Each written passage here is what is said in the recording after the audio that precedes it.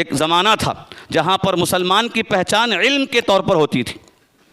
زمانہ عباسیہ کی اگر ہم بات کریں، خلافت عباسیہ کی اگر ہم بات کریں، یقیناً یہ وہ زمانہ تھا کہ ہر طرف صرف مسلمانوں کا ڈنکا تھا، مسلمانوں کی بولی جاتی تھی، ہر طرف نام مسلمانوں کا تھا. آخر یہ چرچا، یہ غلبہ اور مسلمانوں کی یہ شہرت کیوں تھی؟ صرف اور صرف علم کی ترقی کی وجہ سے. اور اسی علم کی ترقی میں مسلمانوں نے ہر میدان میں کامیابی حاصل کی. اگر کوئی میکس کی بات کرتا ہے، حساب کی بات کرتا ہے، ہندسوں کی بات کرتا ہے، وہاں پر بھی مسلمانوں کا نام آئے گا. اگر کوئی طب کی بات کرتا ہے، وہاں پر بھی مسلمانوں کا نام آئے گا. اگر کوئی انجینئرنگ کی بات کرتا ہے، وہاں پر بھی مسلمانوں کی بات آئے گی. ہر طرف مسلمانوں ہی کا نام تھا. لیکن یہ زوال کیسے ہوا؟ یہ بات یاد رکھیے کہ تاریخ نگار یہ کہتے ہیں اگر کسی قوم کو پیچھے کرنا تو چاہیے کہ سب سے پہلے اس قوم کو علم سے دور کر دیں. MMFG ہمارے اس چینل کو لائک، شیئر اور سبسکرائب کریں اور صدقے جاریہ کا مستحق بنیں. ہمارے نیو اپڈیٹس کے لیے بیل آئیکن دبانا نہ بھولیں. قرآن مجید کی اس آیت کریمہ میں اللہ تعالیٰ نے اللہ کے رسول صلی اللہ علیہ وسلم کی بعثت کا، آپ کو نبی بنا کر بھیجے جانے کے مقصد کا ذکر کیا ہے کہ اللہ تعالیٰ نے آپ صلی اللہ علیہ وسلم کو امیین میں سے چنا، نبی بنا کر بھیجا. امی کسے کہتے ہیں؟ اس میں اگرچہ کہ بعض علماء کے نزدیک اختلاف ہے. جو اللہ کے رسول صلی اللہ علیہ وسلم کے معاملے میں غلو کے شکار ہوتے ہیں، وہ اس کے مختلف معنی بیان کرتے ہیں، تعویل کر لیتے ہیں، تحریف معنوی طور پر کر دیتے ہیں. جبکہ یہ بات سب پر آیا ہے کہ امی کا مطلب وہ انسان جو کبھی کسی کے پاس جا کر علم حاصل نہیں کیا، اگرچہ کہ اس کے پاس جانکاری ہے، بہت ساری چیزوں کو وہ جانتا ہے، لیکن وہ کسی کے پاس جا کر کبھی اس نے علم کو حاصل نہیں کیا. اور اللہ کے رسول صلی اللہ علیہ وسلم کا معاملہ ایسا ہی ہے، بلکہ اس میں آپ کی شان ہے، آپ کا مقام ہے، آپ کی خصوصیت ہے کہ اللہ تعالیٰ نے آپ کے لیے کسی کو استاد مقرر نہیں کیا، بلکہ جبرائیل علیہ السلام اللہ کے رسول صلی اللہ علیہ وسلم کے استاد رہے ہیں. فرشتوں سے اللہ کے رسول صلی اللہ علیہ وسلم نے علم حاصل کیا، اس کے بعد آپ سارے لوگوں کے معلم بنے، استاد بنے. اور اس کے ساتھ ساتھ اس آیت کریمہ میں ہمارے عنوان کی وضاحت بھی ہے کہ تعلیم و تربیت کی ضرورت. اور اللہ کے رسول صلی اللہ علیہ وسلم کو ان دونوں چیزوں کے لیے مبعوث کیا گیا، نبی بنا کر بھیجا گیا کہ جہاں توحید کی دعوت دینا ہے، لوگوں کو مخلوق کی عبادت سے نکال کر خالق کی عبادت کی طرف لے کر آنا ہے، جہاں پر بھٹکی ہوئی انسانیت کو راہ راست پر لانا ہے، اور ان سارے کاموں میں علم اور تربیت ہی اہم ہے. اور آپ صلی اللہ علیہ وسلم کو اللہ رب العالمین نے اسی بات کا حکم دیتے ہوئے فرمایا تھا فَعْلَمْ أَنَّهُ لَا إِلَهَ إِلَّا اللَّهُ، کہ تم جان لو کہ اللہ کے سوا کوئی معبود نہیں ہے. اور اسی بات کو لوگوں کے سامنے رکھنا تھا، اسی بات کا علم لوگوں کو دینا تھا. تو اللہ رب العالمین نے آپ کے بارے میں کہا هُوَ الَّذِي بَعَثَ فِي الْأُمِّيِّينَ رَسُولًا مِّنْهُمْ يَتْلُو عَلَيْهِمْ آيَاتِهِ، جو لوگوں کے سامنے اللہ کی آیتوں کو پڑھ کر سنائیں، وَيُزَكِّيهِمْ وَيُعَلِّمُهُمُ الْكِتَابَ وَالْحِكْمَةَ، اور انہیں پاک کرے، ان کا تزکیہ کرے اور انہیں کتاب و حکمت کا علم دے. اس آیت کریمہ میں رب العالمین نے دونوں چیزوں کا ذکر کیا ہے، تربیت کا بھی ذکر کیا ہے اور تعلیم کا بھی ذکر کیا ہے. اس آیت میں تربیت کا ذکر پہلے ہے، تعلیم کا ذکر بعد میں ہے، اور دوسری آیت میں تعلیم کا ذکر پہلے ہے، تربیت کا ذکر بعد میں ہے. اس سے بات معلوم ہوتی ہے کہ تعلیم و تربیت دونوں لازم و ملزوم ہیں. جب تک انسان کے پاس علم نہیں ہوگا، صحیح معنوں میں نہ وہ خود کی تربیت کر سکتا ہے، نہ اپنے خاندان قبیلے کی تربیت کر سکتا ہے، نہ معاشرے کے بارے میں سوچ سکتا ہے.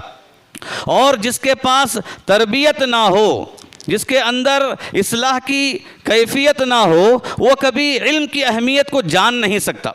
दोनों चीज़ें लाजिम व मलजूम हैं, दोनों में फ़र्क करने की ज़रूरत नहीं है कि तालीम इसे कहते हैं, तरबियत इसे कहते हैं, कि तालीम से ही इंसान तरबियत हासिल करता है और तरबियत से इंसान तालीम हासिल करता है, इल्म हासिल करता है। और सलफ़ सालिहीन के बारे में ये बात आती है कि बाकायदा अपने बच्चों को नसीहत किया करते थे कि इल्म से पहले तुम अदब सीखा करो, मालूमात को जमा करने से पहले तुम अदब सीखा करो, तरबियत अपनी तुम हासिल करो। और आज के दौर में मुसलमानों के लिए ख़ास कर खुसूसी तौर पर और उमूमी तौर पर तो सारे इंसानों के लिए इन दोनों चीज़ों की अशद ज़रूरत है। और मुसलमानों के लिए तालीम की ज़रूरत तो हद से ज़्यादा है। जैसे कुछ के हालात आज बन रहे हैं, जैसे कुछ के हालात मुसलमान अपने आँखों से देख रहे हैं, कानों से सुन रहे हैं, कभी परेशान हो जाते हैं कि पता नहीं आगे क्या होगा, मुसलमानों के साथ क्या किया जाएगा, मुसलमानों का मामला कैसे होगा। जो कुछ भी मसाइब को देखकर जो अपने अंदर परेशानी महसूस करते हैं, तो वहाँ इन मसाइल के हल करने के असबाब को अगर हम ढूंढेंगे तो सबसे पहले नंबर पर हमें इल्म की बात दिखाई देती है कि इल्म के ज़रिए इंसान उरूज को हासिल कर सकता है, तरक्की को हासिल कर सकता है। और ये बात तय है कि रब्बुल आलमीन ने कुरान मजीद के अंदर इल्म पर बहुत ही ज़्यादा उभारा है, ज़ोर दिया है, उसकी अहमियत को उजागर किया है। और बाकायदा ये बात सब पर आया है कि कुरान मजीद के अंदर इल्म से मुताल्लिक सैकड़ों आयतें मौजूद हैं, बल्कि दुनिया में कोई ऐसी किताब नहीं है, चाहे लोगों की किताब हो या मजहबी किताब हो, कोई ऐसी किताब नहीं है कि जितना कुरान मजीद के अंदर इल्म पर उभारा गया है, इल्म से मुताल्लिक आयतों का जिक्र किया गया है, किसी और किताब में उतनी बातें मौजूद हों। बल्कि इसकी अहमियत के लिए बात काफ़ी है कि सबसे पहली वही रब्बुल आलमीन ने इसी इल्म से मुताल्लिक नाजिल करके बता दिया कि एक इंसान की ज़िंदगी में इल्म की अहमियत कितनी ज़्यादा। जबकि पहली वही के नुज़ूल के वक्त में मक्के वालों के सामने बहुत सारे मसाइल थे। ख़ुद अल्लाह के रसूल सल्लल्लाहु अलैहि वसल्लम के लिए बहुत सारी चीज़ों की ज़रूरत थी, लेकिन ऐसे वक्त में पहली वही इक़रा के ज़रिए इक़रा बिस्मि रब्बिकल्लज़ी खलक़ खलक़ल इंसान मिन अलक़ इक़रा व रब्बुकल अकरम अल्लज़ी अल्लम बिल क़लम। अल्लाह रब्बुल आलमीन ने सारी चीज़ों का जिक्र कर दिया कि तुम अपने रब के नाम से पढ़ो, तुमने जिसने तुम्हें कलम से लिखना पढ़ना सिखाया है। जो चीज़ें तुम्हें नहीं मालूम थी वो सारी चीज़ें रब्बुल आलमीन ने तुम्हें बता दिया है, अल्लाह के नाम से पढ़ो। और कुरान मजीद की एक और आयत में रब्बुल आलमीन ने इस बात की वजाहत की और फरमाया कि देखो इल्म का मामला इतना अजीम है कि वल्लाहु अखरजकुम मिन बुतूनि उम्महातिकुम ला तअलमून शैआ वजअल लकुमुस समअ वल अबसार वल अफइदा लअल्लकुम तशकुरून। अल्लाह ताला ही है जिसने तुम्हें तुम्हारी माँओं के पेटों से बाहर निकाला, इस हाल में निकाला कि तुम किसी चीज़ को नहीं जानते थे। ला तअलमून शैआ, तो दुनिया में आने के बाद तुमने बहुत सारी चीज़ों को जाना, बहुत सारी चीज़ों का इल्म हासिल किया। वजअल लकुमुस समअ वल अबसार वल अफइदा, और अल्लाह ने तुम्हारे लिए कान दिए, आँख दिए, दिल दिए हैं, दिलो दिमाग रब्बुल आलमीन ने अता किया है लअल्लकुम तशकुरून, ताकि तुम शुक्र अदा करो। और उलमा कहते हैं कि इस आयत के अंदर हुसूल इल्म का ज़रिया बताया गया कि इल्म इंसान कैसे हासिल करेगा। इल्म के हुसूल में सबसे पहली चीज़ कान है कि इंसान कान से सुनकर ही सारी चीज़ें हासिल करता है। एक बच्चा अपने घर के अंदर रहकर घर की ज़बान को सीखता है तो सुनकर सीखता है, फ़ौरन उसे पढ़ना नहीं आता, अलिफ बा ता के ज़रिए हर चीज़ को लिखना पढ़ना नहीं जानता, लेकिन सुनकर सारी चीज़ें सीखता। और ये बात भी तय है अगर कोई बच्चा बहरा हो वो बात भी नहीं करता, लोग समझेंगे कि गूंगा, बाद में मालूम होगा कि वो बहरा है। बहरा होने की वजह से कोई बात उसे नहीं मालूम कि इसे क्या कहते हैं, अम्मी को कैसे पुकारा जाए, अब्बा को कैसे पुकारा जाए, अशिया के क्या क्या नाम हैं, कौन सा काम करने पर उसे क्या कहा जाए, उसे मालूम ही नहीं। जब उसे मालूम ही नहीं तो कैसे बात करेगा। तो पहली चीज़ इल्म के हुसूल में कान का इस्तेमाल है, और दूसरी चीज़ देखने का मामला है, देख कर इंसान सारी चीज़ें हासिल करता है। और उसके बाद समझने की चीज़ है, दिलो दिमाग समझने के लिए दिए गए हैं। तो अल्लाह रब्बुल आलमीन ने इस आयत करीमा में حصول علم کے اسباب کو ذکر کیا ہے ایک نعمت کے طور پر. یہ رب العالمین نے نعمت عطا کیا ہے. اور بچہ جب پیدا ہوتا ہے کوئی علم اس کے پاس نہیں ہوتا, جیسے جیسے بڑا ہوتا ہے وہ سیکھتا ہے. تو علم سیکھنے سے حاصل ہوتا ہے, بغیر سیکھے کے کسی کو علم حاصل نہیں ہوتا. بغیر محنت کے کوئی بڑا عالم, بڑا جاننے والا یا کہ کسی اعتبار سے بڑا آدمی نہیں سمجھا جاتا, بلکہ حصول کے بعد ہی یہ علم حاصل ہوتا ہے. اس کے اسباب کو یہاں پر ذکر کیا گیا ہے. اور اسی کے ساتھ ایک اور آیت جس میں رب العالمین نے بتایا اِنَّا عَرَضْنَا الْأَمَانَةَ عَلَى السَّمَاوَاتِ وَالْأَرْضِ وَالْجِبَالِ فَأَبَيْنَ أَن يَحْمِلْنَهَا وَأَشْفَقْنَ مِنْهَا وَحَمَلَهَا الْإِنسَانُ إِنَّهُ كَانَ ظَلُومًا جَهُولًا. اس آیت کریمہ میں رب العالمین نے امانت کا ذکر کیا ہے کہ رب العالمین کا کہنا ہے کہ ہم نے امانت کو آسمانوں کے سامنے پیش کیا, زمین کے سامنے پیش کیا, پہاڑوں کے سامنے پیش کیا, لیکن کسی نے اس امانت کو قبول نہیں کیا. یہ امانت کیا ہے؟ شرعی علم ہے, دینی علم ہے, دین ہے. دین کا لینا, شریعت کا لینا, رب العالمین کے احکامات, اس کے اوامر و نواہی کا لینا, ساری چیزوں کا لینا. سارے مخلوقات نے انکار کر دیا. یہ جو ایسے مخلوقات کا ذکر رب العالمین نے کیا جو انسان کے مقابلے میں بڑے عظیم ہیں. آسمان کتنا بڑا ہے کسی کو نہیں معلوم, پہاڑ کا اندازہ انسان نہیں کر سکتا کہ اس کے ساخت کے اعتبار سے, اس کے جسم کے اعتبار سے کتنا عظیم یہ پہاڑ ہے. اور زمین کا معاملہ بھی اسی قدر ہے. لیکن یہ بڑے بڑے مخلوقات رب العالمین کی اس امانت کو لینے سے انکار کر دیے اور ڈر گئے اس امانت کو لینے میں. لیکن کہا وَحَمَلَهَا الْإِنسَانُ, انسان نے اسے اٹھایا, اس لیے کہ انسان بڑا ظالم ہے اور بڑا جاہل ہے. لیکن سوال یہ ہے کہ آخر انسان نے اس امانت کو اٹھایا تو پھر انسان ظالم کیسے ہوا, جاہل کیسے ہوا؟ جو دوسرے مخلوقات اس امانت کو اٹھانے سے انکار کر رہے ہیں, انسان نے اسے اٹھایا تو پھر انسان ظالم اور جاہل کیسے ہوا؟ اس کے بارے میں شاہ ولی اللہ محدث دہلوی رحمہ اللہ نے اس کی وضاحت کی ہے کہ یہاں پر ظلوم اور جہول کا مطلب یہ ہے کہ انسان کے اندر ظلم کرنے کی صفت طبیعتاً موجود ہے, لیکن وہ اللہ سے ڈر کر ظلم کرنے سے رکتا ہے, آخرت سے ڈر کر ظلم کرنے سے رکتا ہے, وہ عادل بنتا ہے. اور جہول کا مطلب بھی یہی ہے کہ انسان جاہل ہے لیکن اس کے اندر علم حاصل کرنے کا مادہ ہے. اگر وہ حاصل کرنا چاہے تو بڑے سے بڑے علم کو حاصل کر لیتا ہے. انسان کے لیے علم حاصل کرنے میں کوئی مشکل نہیں ہے. دنیا میں ایسا کوئی علم نہیں ہے جو انسان کے لیے مشکل ہو سکے, جس سے انسان اپنے قدموں کو پیچھے ہٹا سکے, ہرگز نہیں. تو جہول کا مطلب یہ ہے کہ انسان طبیعتاً جاہل ہے اور اس کے ساتھ ساتھ اس کے اندر اس کی فطرت میں یہ چیز شامل ہے کہ اگر وہ حاصل کرنا چاہے تو بہت کچھ حاصل کر سکتا ہے. اور ہم دیکھتے ہیں دنیا بھر میں کتنے ایسے بڑے بڑے لوگ گزرے ہیں اور موجود بھی ہیں اور آئندہ آئیں گے جنہوں نے دنیا میں بہت سارے بڑے بڑے کارنامے انجام دیے ہیں. اگر دینی علم کے اعتبار سے دیکھیں تو بڑے محدثین ہیں, مفسرین ہیں, بڑے فقیہ گزرے ہیں جنہوں نے اپنی زندگی میں ایسے کارنامے کیے کہ آج رہتی دنیا تک لوگ ان کی کتابوں کو پڑھنے سے رہ گئے ہیں. ان کی اوراق بھی اگر گنتے جائیں تو گویا کہ انسان کی عمر گھٹ جائے گی, ان کی اوراق ختم نہیں ہوں گے. اتنے بڑے بڑے کارنامے انہوں نے انجام دی. اور دنیاوی طور پر بھی یہ بات ثابت ہے کہ دنیا میں مسلمانوں نے بہت ساری چیزوں کو ثابت کیا اور ایجاد کیا, اور مسلمانوں کے ذریعے دنیا کے سامنے بڑی بڑی چیزیں وہاں پر پیش کی گئیں. ایک زمانہ تھا جہاں پر مسلمان کی پہچان علم کے طور پر ہوتی تھی.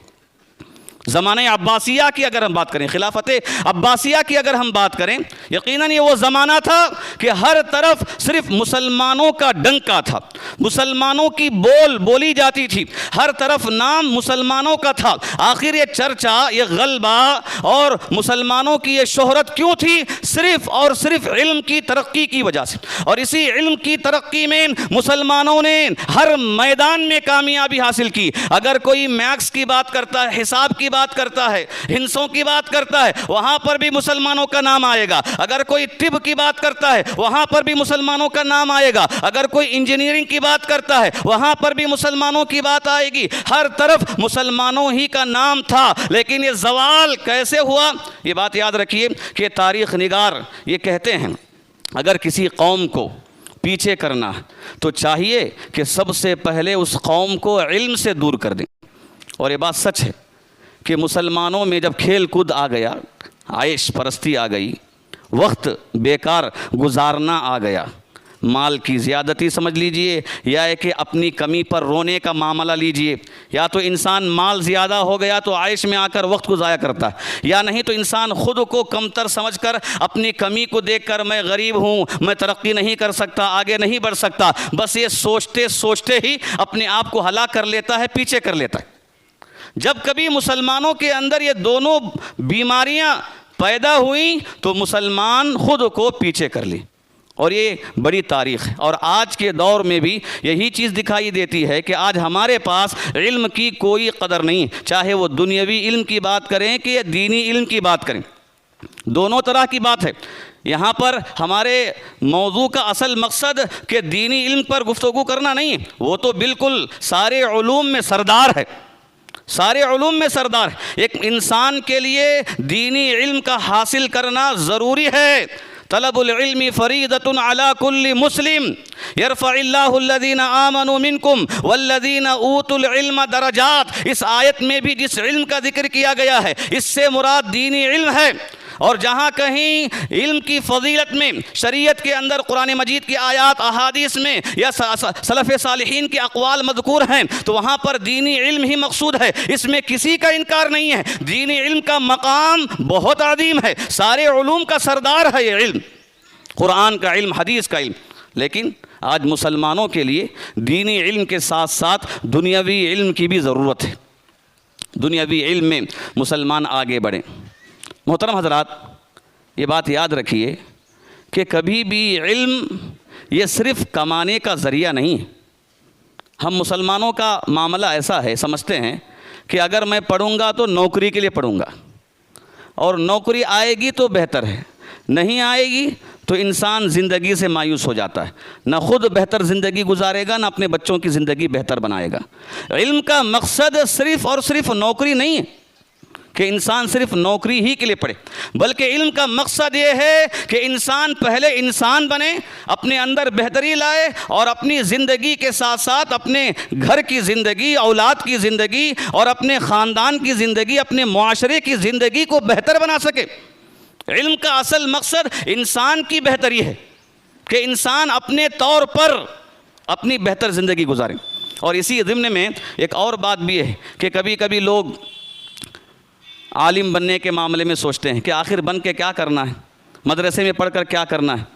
لوگوں کا ایک تصور ہے کہ مدرسے میں پڑھنے کا مقصد صرف یہ کہ مسجد میں امامت کریں یا کہ مدرسے میں جا کر پڑھائیں، ہرگز نہیں۔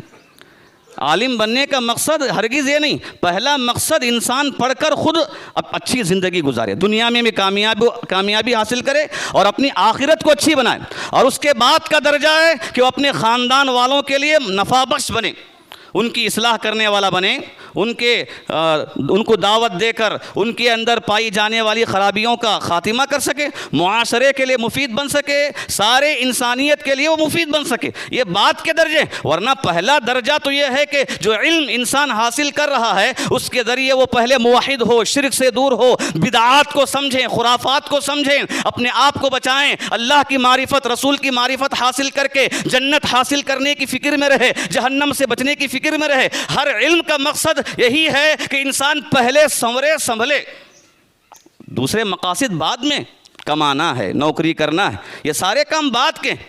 انسان اگر علم کی اہمیت اس ناحیے سے سمجھے گا تو اسے بات واضح ہو جائے گی کہ یہ علم کا حصول ایک انسان کے لیے اشد ضروری ہے۔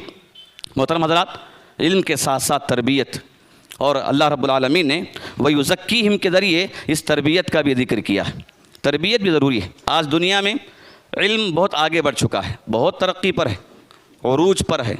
یوں سمجھ لیجئے کہ لوگ آسمانوں پر کمندے ڈال رہے ہیں، چوٹیوں کو پہنچ چکے ہیں، لیکن علم کے ترقی کے ساتھ تنزلی اخلاقی طور پر بہت زیادہ ہے۔ کالجوں میں، اسکولوں میں، جہاں پر خاص کر مخلوط تعلیم ہے، لڑکے اور لڑکیاں مل کر پڑھتے ہوں، وہاں کا ماحول تو بہت برا ہے۔ اگر ہاسٹل ہوں تو وہاں اگر مختلف علاقے کے لوگ آتے ہیں تو وہاں کے اور خرابیاں بچوں کے اندر پائی جاتی ہیں۔ تو علم جہاں انسان کے لیے ترقی کا ضامن ہے، علم سے انسان عروج کو حاصل کرتا ہے، تو چاہیے کہ اس علم کے ساتھ ساتھ انسان اپنی تربیت بھی حاصل کرے، اپنے نفس کی تربیت، اپنے جسم کی تربیت، اپنی نفسیاتی تربیت۔ اور آج یہ دیکھا جا رہا ہے کہ 10 کلاس میں فیل ہو گئے تو خودکشی لوگ کرتے ہیں، اگر 12 میں فیل ہو رہے ہیں تو اتنے کمزور ہو جاتے ہیں کہ گھر میں آ کر بتانا بھی نہیں چاہتے کہ میں فیل ہو گیا ہوں، خودکشی کر لیتے ہیں۔ آخر بتاؤ کہ اتنی کمزوری کہاں سے آئی؟ کیوں اتنی کمزوری ہے؟ مطلب یہ ہے کہ ہم نے صرف علم پر توجہ دی ہے، تربیت پر توجہ نہیں دی۔ اور خاص کر ایک مسلمان کبھی بھی بزدل نہیں ہو سکتا، اور مسلمانوں کے اندر یہ بزدلی کسی بھی صورت میں آنا نہیں چاہیے کہ نفسیاتی طور پر کمزور ہو جائیں، ذہنی طور پر کمزور ہو جائیں، جسمانی طور پر کمزور ہو جائیں، یہ ہرگز نہیں ہونی چاہیے۔ یہ اسی وقت ممکن ہے جب کہ علم کے معاملے میں ہم توجہ دیں اور تربیت کے معاملے میں توجہ نہ دیں۔ اور یہ چیز ہر طرف آج بہت زیادہ عام ہے، چھوٹے بچوں سے لے کر بڑے بچوں تک کی اگر ہم بات کرتے ہیں تو یہ چیز اس میں بہت زیادہ ہے۔ خاص کر تربیت میں دیکھیے، علم کے ساتھ تربیت میں جسمانی تربیت کی ضرورت ہے، جس میں کھیل کود ہے کہ انسان تفریح کرے، کھیلے، اپنے جسم کو مضبوط کرنے کی کوشش کرے۔ ابھی جو موسم گرما چھٹیاں جو گزری ہیں، اس میں ایک ہم نے مشورہ کیا تھا جمعیت کی جانب سے، بتاؤ کہ آخر اسکول کے بچوں کے لیے اگر ہم کچھ کریں تو کیا کریں اس چھٹیوں میں؟ کیا سمر اسلامک کورس کریں؟ وہ تو اسلامی طور پر بات ہوتی ہے، لیکن عصری طور پر کیا کریں؟ تو کئی لوگوں نے مشورہ یہ دیا کہ آج علم بہت زیادہ ہے، پہلے تھا کہ اسپوکن انگلش نہیں تھا، آج تو انگلش میڈیم کے اسکول چلتے ہیں۔ پہلے کمپیوٹر نہیں تھے، آج تو ہر گھر میں لیپ ٹاپ کمپیوٹر ہے، یہ کورس کرنے کی ضرورت نہیں ہے۔ آج اگر ضرورت ہے تو کھلانے کی ضرورت ہے، اسپورٹ چلاؤ۔ کئی لوگوں نے مشورہ دیا لیکن ڈر کر خاموش رہ گئے، قوم کے پیسے ہیں، اگر ہم کھلائیں گے تو لوگ کیا کہیں گے کہ ہمارے پیسے لے کر آپ کھیل کود میں پیسوں کو ضائع کر رہے ہیں، بس یہ سوچ کر ہم پیچھے رہ گئے۔ ورنہ کئی لوگوں کا مشورہ یہ تھا کہ آج علم کے کام کرنے کا معاملہ نہیں، اسکولوں کے اندر، گھروں کے اندر ساری چیزیں مہیا ہیں جو پہلے نہیں تھے۔ آج اگر ضرورت ہے تو کھلانے کی ضرورت ہے، اسپورٹ کھلانے کی ضرورت ہے، تاکہ جسمانی طور پر بھی ان کی تربیت ہو سکے۔ اور اسی کے ساتھ محترم حضرات، تربیت میں نفسیاتی تربیت کی ضرورت ہے کہ نفسیاتی طور پر ہم اپنے بچوں کے اندر ایک اچھی ہمت کو پیدا کریں، سچائی کو پیدا کریں، امانت داری کو پیدا کریں، بہتر زندگی گزارنے کے راستے انہیں بتائیں، اور انہیں ایسی ہمت دیں کہ اس کے ذریعے کہ کوئی ان کے سامنے ہو یا نہ ہو، ماں باپ اگر نہ بھی ہوں تو اس کے بعد بھی وہ بہتر زندگی گزار سکے۔ ایسا نہ ہو کہ یتیم ہو گیا ہے، میرا کوئی سہارا نہیں ہے، میرا کوئی پرسان حال نہیں ہے۔ انسان کبھی مایوس نہ ہو، بلکہ ایسی تربیت ہو کہ کوئی ہو یا نہ ہو، میں اپنی زندگی اپنے پیروں پر کھڑا کر سکتا ہوں، اپنی زندگی میں بہتر طور پر گزار سکتا ہوں۔ الغرض کہ آج کے اس دور میں ہمیں تعلیم کی بھی ضرورت ہے اور تربیت کی ضرورت ہے۔